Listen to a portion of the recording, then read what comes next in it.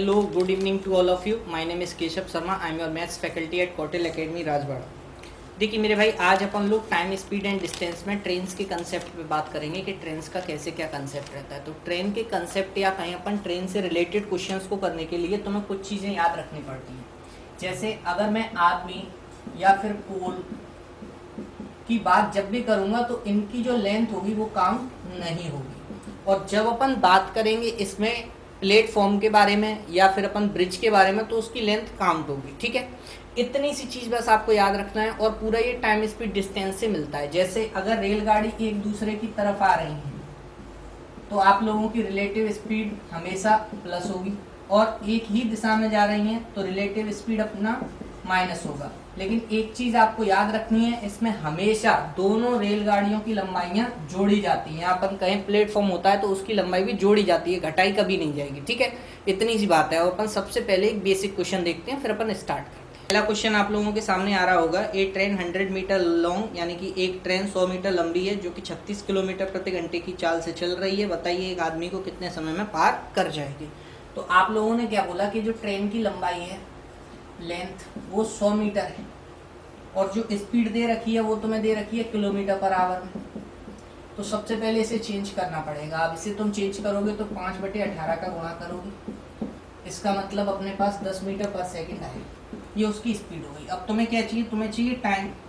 तो टाइम का फॉर्मूला क्या होता है? Distance upon speed. डिस्टेंस है 100 और स्पीड है 10, तो क्या अपना आंसर 10 सेकंड होगा.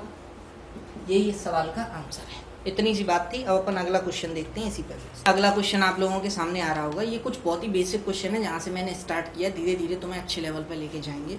जैसे ये क्वेश्चन है, a train of length 360 metre is running at a speed of 72 kilometre per hour. एक 360 मीटर लंबी ट्रेन 72 किलोमीटर प्रति घंटा की चाल से चल रही है. बताइए कितने सेकंड में एक खंबे को पार कर जाएगी. तो एक में मेन आ गया और एक में खंबा भी आ गया. आप दोनों में ही देख लीजिए, किसी में मैं लंबाई काउंट नहीं करूँगा. स्पीड इस बार 72 किलोमीटर पर आवर दे रखी है, तो वही बात 5/18 का गुणा करेंगे अपन. तो 18 × 72 होते हैं, यानी कि 20 मीटर पर सेकंड इसकी स्पीड हो गई. अगर अपन बात करें यहाँ से इसकी जो डिस्टेंस के बारे में, अपन लेंथ के बारे में बात करें तो वो है 360 मीटर. आपसे पूछा गया टाइम है, तो वही फॉर्मूला D/S, यानी कि 360 में अपन डिवाइड लगाएंगे 20 का, अपना आंसर आ रहा होगा 18 सेकेंड. यही इस सवाल का उत्तर है. क्लियर कर पा रहे हैं क्वेश्चन को? अपन नेक्स्ट क्वेश्चन देखते हैं. देखिए बहुत बेसिक से मैं क्वेश्चन करा रहा हूँ. जहाँ से ये स्टार्ट होता है वहाँ तक लेके जाऊँगा जहाँ पे इसका एंड है.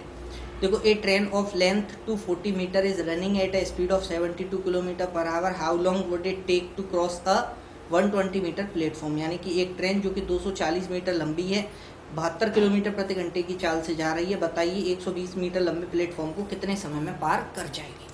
तो आप लोगों को अभी बताया गया कि जब भी प्लेटफॉर्म की बात आएगी तो लंबाइयाँ हमेशा जुड़ेंगी. यानी कि अगर मैं TD के बारे में बात करूँ, यानी कि टोटल डिस्टेंस, तो वो बनेगी 240 प्लस 120, यानी कि 360 मीटर. अगर अपन स्पीड के बारे में बात करें तो वही बात मेरे भाई, ये स्पीड भी दे रखी है आप लोगों का में किलोमीटर पर आवर में. इसे तुम चेंज करोगे, अभी किया था 20 मीटर पर सेकेंड आया था. अगर मैं यहाँ से आप लोगों से टाइम पूछूं तो टाइम का फॉर्मूला होगा डिस्टेंस अपॉन स्पीड, यानी कि 360/20. ये क्रियाक्रम भी तुमने अभी किया था, यानी कि 18 सेकंड अपने सवाल का आंसर. समझ में आ रही है भैया बात?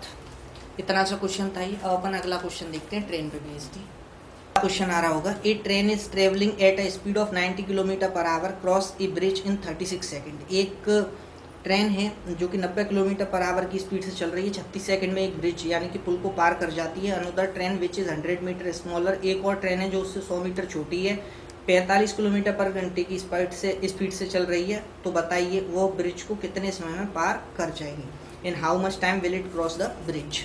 तो भाई साहब देखो, क्वेश्चन थोड़ा समझने लायक है. कैसे समझोगे कि एक ट्रेन है जो कि 90 किलोमीटर पर आवर की स्पीड से चल रही है, यानी कि S1 में मान लेता हूँ 90 किलोमीटर पर आवर. एक ब्रिज को 36 सेकंड में पार कर जाती है, यानी कि एक ब्रिज को ये 36 सेकंड में पार करेगी. अब मुझे एक बात बताओ, डिस्टेंस का फॉर्मूला क्या? स्पीड इनटू टाइम होता है. यहाँ से तुम इस रेलगाड़ी की लंबाई निकाल सकते हो पहली वाले की. तो सबसे पहले अपन ने लिख लिया स्पीड 90, क्योंकि इसमें 5/18 का गुणा करना पड़ेगा, इनटू ये 36 है, तुमने काट दिया 2 बार, और 5 दूनी 10, ये कितना हो गया? 900. तो 900 मीटर तुम्हारी डिस्टेंस है. अब ध्यान से सुनना मेरी बात को. जो दूसरी ट्रेन है वो 100 मीटर छोटी है. तो मेरे भाई अगर तुम दूसरी ट्रेन की लंबाई के बारे में बात करो तो वो निकालना पॉसिबल नहीं है यहाँ से, लेकिन तुम एक चीज़ बहुत अच्छे से जानते हो कि ब्रिज की लंबाई घटेगी बढ़ेगी नहीं। यानी कि सपोज करो अगर इसमें 500 ब्रिज की लंबाई थी तो 400 थी ट्रेन की, अब ये 500 का ही 500 ही रहेगा ब्रिज, ये चेंज नहीं होगा, ये घट जाएगा, ये 300 पे आ जाएगा, तो ये नंबर जो है वो रहेगा तो 800 ही। यानी कि इसमें से तुम 100 निकाल दोगे तो जो डिस्टेंस जो दूसरी बनी वो बनी कितनी, 800 मीटर की। अब तुम्हें ये पार करना है 45 किलोमीटर पर आवर की स्पीड से, टाइम पूछा है तो टाइम बराबर डिस्टेंस अपॉन स्पीड, डिस्टेंस है तुम्हारी 800 की, स्पीड है तुम्हारी 45 और इंटू 5 ऊपर पहुंच जाएगा 18। सही बात है भैया। तो 9 दूनी 18, 9 से कट गया ये कितनी बार, 5 बार, 5 से ये कटेगा 160 बार, और फिर 5 से तुम इसे उजाड़ दोगे तो 5 दिया 15, 5 दूनी 20, यानी कि 64 सेकंड में वो रेलगाड़ी से पार कर जाएगी ब्रिज को। ठीक है, समझ पा रहे हैं मेरी बात को। अपन अगला क्वेश्चन देखते हैं। के सामने आ रहा होगा कि एक ट्रेन 15 सेकंड में एक पुल को पार कर जाती है और 30 सेकंड में एक 100 मीटर लंबे प्लेटफॉर्म को पार कर जाती है, बताइए इसकी स्पीड और लंबाई क्या है। तो भाई साहब देखो, अपन लोग क्या करेंगे, सबसे पहले ट्रेन की लंबाई मान लो, ट्रेन की लंबाई थी x मीटर, क्योंकि पुल की लंबाई तो काउंट ही नहीं होगी। टाइम का फॉर्मूला तुम्हें पता है क्या होता है, डिस्टेंस अपॉन स्पीड। अब स्पीड तो बराबर है दोनों की, एक बार वही खंबे को पार कर रही है, वही प्लेटफॉर्म को पार कर रही है। अब ध्यान से सुनना, तुम पहली कंडीशन में अप्लाई कर रहे हो इसे, तो पहली कंडीशन में वो 15 सेकंड में पार कर जाती है, बराबर डिस्टेंस कितनी है तुम्हारी x, स्पीड क्या है s। तो क्या मैं यहाँ से अगर तुमसे s की वैल्यू पूछूं तो s की वैल्यू क्या x/15 होगी क्या, ये सही है। अब इसी में अगर मैं दूसरी कंडीशन लगाना चाहूँ तो वही टाइम बराबर डिस्टेंस अपॉन स्पीड। अब जो टाइम लगा वो लगा 30 का, और जो डिस्टेंस है वो हो गई x तो ट्रेन की और 100 प्लेटफॉर्म की, और अपॉन में स्पीड का s।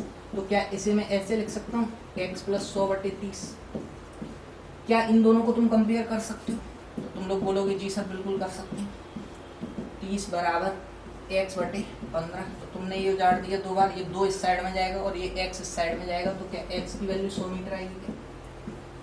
जब मैंने क्लास में टाइम स्पीड एंड डिस्टेंस कराया था तब काफ़ी डिटेल में कराया था, और जो बच्चे वहाँ पे ध्यान से पढ़े थे उन्हें पता है कि आंसर इसका 100 मीटर पहले ही बोला जा सकता था, क्योंकि टाइम डबल हुआ था जस्ट। ठीक है, तो यहाँ पे ये 100 मीटर आ गई अपने पास। अब यहाँ से तुम लोग मुझे बताओ क्या स्पीड निकालोगे क्या, यहाँ से स्पीड आएगी इसकी 100/15 यानी कि 6 सही होगा। यही अपने सवाल का आंसर है। क्लियर कर पाए सभी। अब अपन अगला कुछ ऐसे है कि एक ट्रेन 2 ब्रिज 800 मीटर और 400 मीटर के हैं, उन्हें 100 और 60 सेकंड में पार कर जाती है, बताइए ट्रेन की लंबाई क्या है। तो मेरे भाई देखो, स्पीड तो सेम ही रही होगी, चाहे वो 800 मीटर के को पार कर रही हो या 400 मीटर के को पार कर रही हो। तो आप लोग क्या बोलोगे कि सर अगर ट्रेन की लंबाई x थी, अगर ट्रेन की लंबाई x थी तो 800 मीटर का ब्रिज और x उसकी लंबाई, और जो स्पीड बनेगी वो 100 का डिवाइड, क्या यही स्पीड है क्या, डिस्टेंस अपॉन टाइम। और ये बराबर होगी स्पीड किसकी, 400 + x अपॉन में 60 की, ये दूसरी स्पीड है, क्योंकि स्पीड दोनों बराबर होंगी चाहे वो पुल कौन सा भी कितनी भी लंबाई का हो। अब आप लोग इसे थोड़ा सा सॉल्व कर लो, तो ये कट गया 5 बार, ये कट गया कितनी बार, 3 बार, 8 दिए 2400 + 3x बराबर में 2000 प्लस का 5x, ये इस साइड में आएगा यानी कि 2x बचा, और ये इस साइड में जाएगा यानी कि 400 बचा, और ट्रेन की लंबाई 200 मीटर। यही अपने सवाल का आंसर। समझ में आ रही है बात। आई होप आप लोग इन चीज़ों को क्लियर कर पाए होंगे। अब आगे ये क्वेश्चन अपन कल देखेंगे।